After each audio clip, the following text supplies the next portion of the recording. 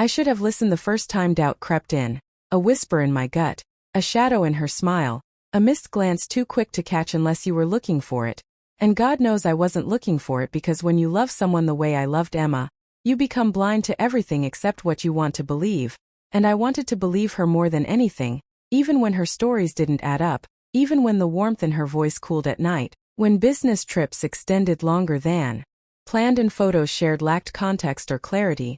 And yet I silenced every alarm bell in my head until they became a deafening roar I could no longer ignore, because my friends, Chris, Tom, and Melissa, had seen enough to call it out, had seen her laughing too freely with her co-worker Ben, had seen her checking her phone nervously at dinner parties, and when they warned me, I defended her like a fool because love, real love, makes you dumb and desperate. And I still thought I could fix it. Still thought I could find the truth without breaking us, so I gave her one last chance, not in words but in silence, in patience, in observation, and that's when I set the trap, the quiet kind that doesn't start with confrontation, but with strategy, with making sure her next conference trip to Chicago was exactly what she said it was.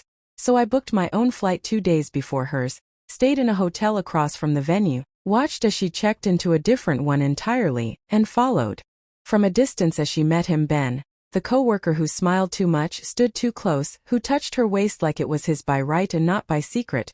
And I took photos not to destroy her, but to be sure, to crush the doubt or confirm it, because my soul couldn't take any more in-betweens. And when I returned home, I didn't confront her that night. I waited, let her settle, let her tell the lie again. The conference went well, she said. Long days, boring panels. And I smiled, kissed her forehead, and said I was proud of her, while inside I was breaking piece by piece. And the next day I printed everything, every time-stamped photo, every screenshot of her text to Ben where she called me naive, every hotel receipt she didn't know I had access to, and I placed it all in a white envelope with her name on it and left it on the kitchen counter before going for a drive, because I needed to breathe, to not be in the house when the lie met the truth face to face.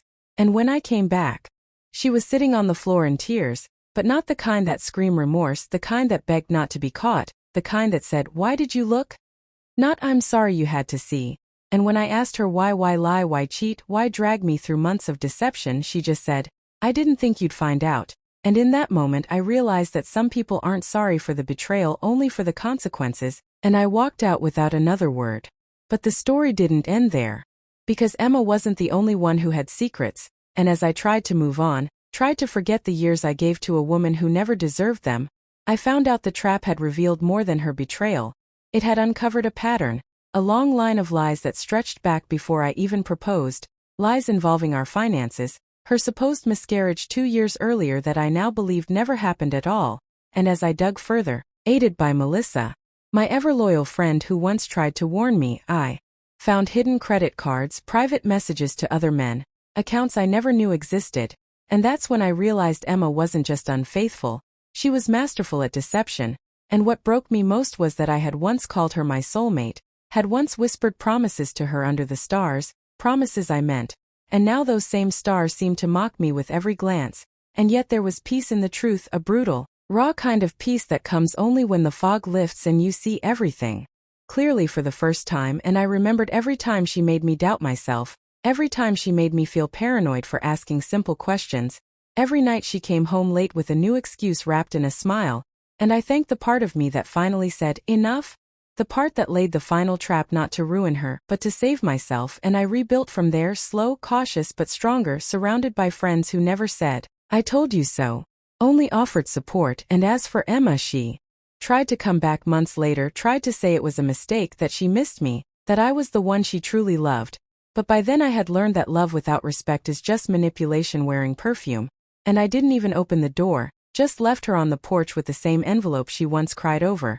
Because the truth doesn't change, only people do, and sometimes the best closure is silence.